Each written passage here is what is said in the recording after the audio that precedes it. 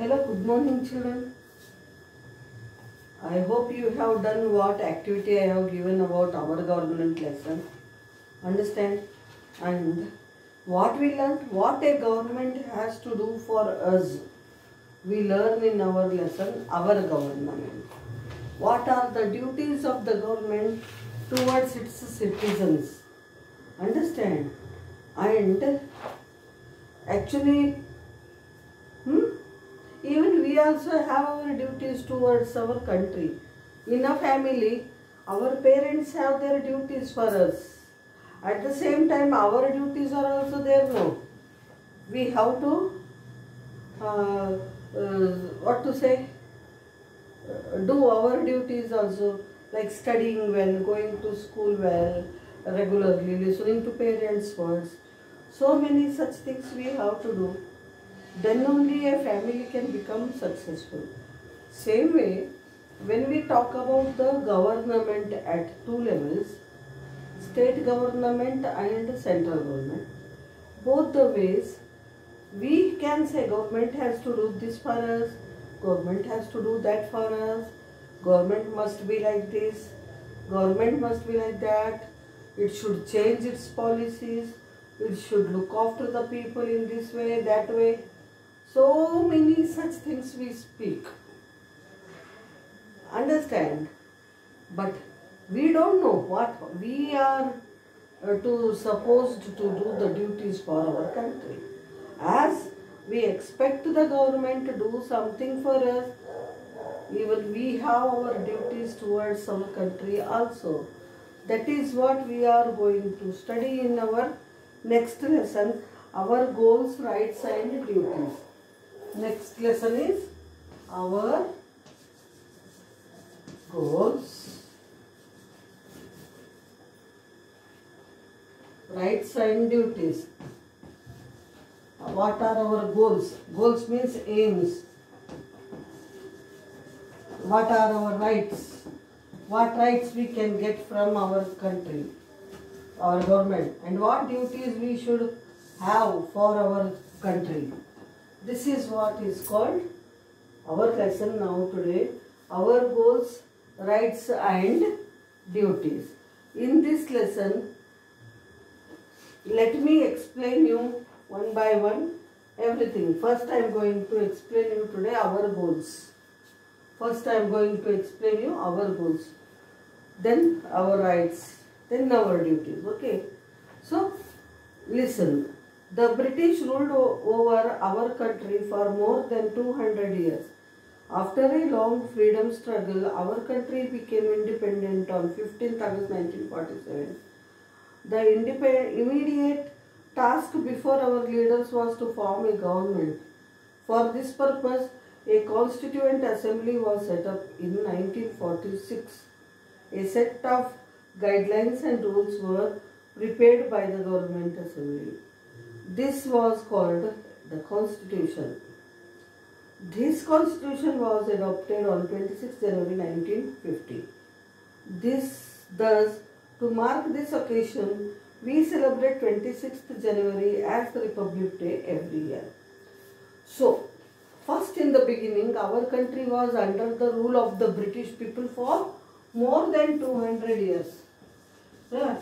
Then our country became free on 15th August 1947. So then it is a matter to be happy, but at the same time there were so many questions in front of the government. What are they? To form its own government. Previously it was the government of the British, but now we should have our own government, the government of India. For that purpose, the leaders formed a constituent assembly. Constituent assembly. The government has to form constituent assembly, an organization, a group of people who sit together, and when in 1946 they have made this. What for? The people should sit together, discuss and set the guidelines and rules for the country. Guidelines means suggestions, guidance for the people, for the government, how to run and how to rule the people. And understand, they were made by the Constitutional Assembly. So this is a document. It is in the form of a book. Understand, it is in the form of a book. This set of rules, regulations, laws which were made by the Constituent Assembly for the welfare of the people, they are in the form of a book which is called Constitution. Which is called Constitution. What is Constitution? Constitution is a document of set of rules, regulations, guidelines for the government. Understand? And this Constitution was adopted on 26th January 1950 after independence. And here we became completely free country. Then we have our own rules, we have our own guidelines, we have our own laws. They were set up and brought legally for the people. So this day, 26th January, we have completely become a Republic of India, Independent Republic of India. That's why on 26th January every year we celebrate as Republic Day. Recently we have celebrated. Now then, what goals, what rights and what duties are set up and given in this book, document we are going to study. First let us know about the goals, our goals. First let us know about our goals.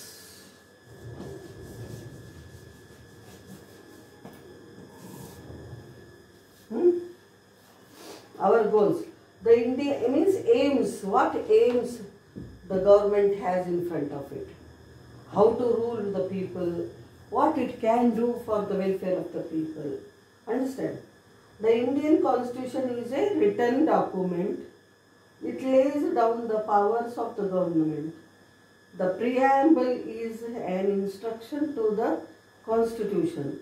It lays the aim and purposes of the Constitution. The preamble to our Constitution lays emphasis on three goals, namely democracy, socialism and secularism. So, what are the goals? Goals are the things which the government should have for us, for the welfare of us. They are written in the Constitution. Understand? It is, then we have a preamble. Preamble to the Constitution means introduction to the Constitution. And this preamble lays emphasis, means this preamble gives more importance to three factors in our Constitution. This lays importance on three factors in our Constitution. They are democracy. First one is democracy. Second is secularism.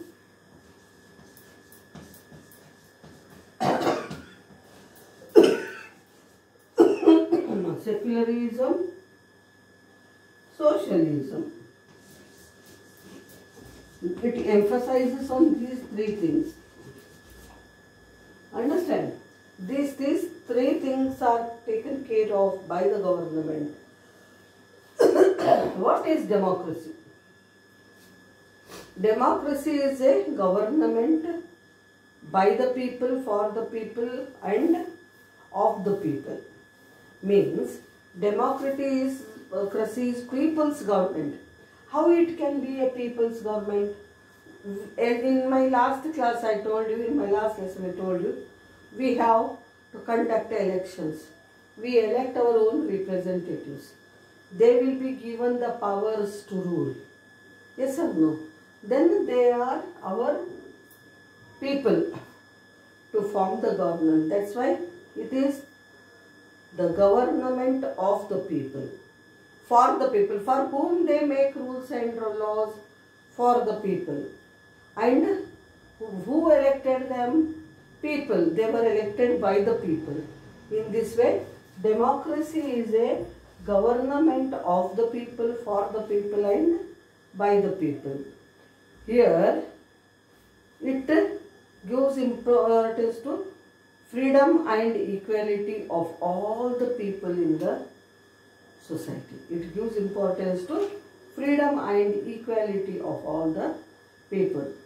Then we come to socialism. The people in the society, the people of India will have equal rights and equal opportunities to progress. This is called socialism.